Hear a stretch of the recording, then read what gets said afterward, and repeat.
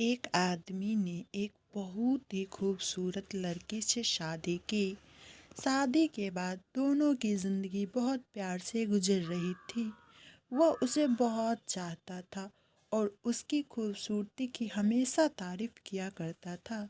लेकिन कुछ महीनों के बाद लड़की चर्म रोग से ग्रसित हो गई और धीरे धीरे उसकी खूबसूरती जाने लगी।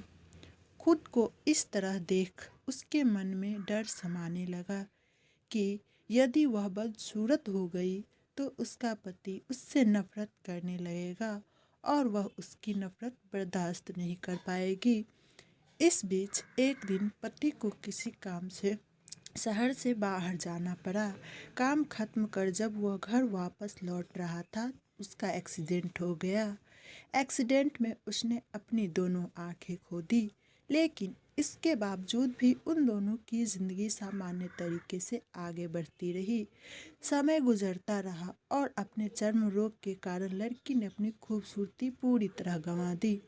वह बदसूरत हो गई, लेकिन अंधे पति को इस बारे में कुछ भी पता नहीं था, इसलिए उसका उनके खुशहाल विवाहित जीवन पर कोई प्रभाव नहीं पड़ा।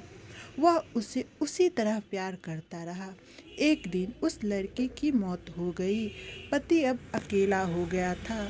वह बहुत दुखी रहता था। वह इस शहर को छोड़कर जाना चाहता था।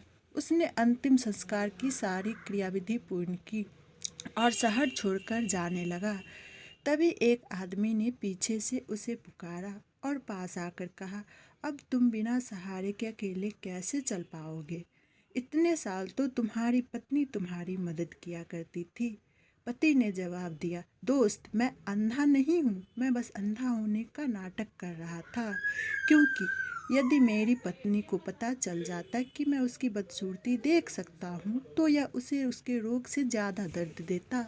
इसलिए मैंने इतने साल अंधे होने का दिखावा किया। वह बहुत अच्छी पत्नी थी, मैं बस उसे खुश रखना चाहता था।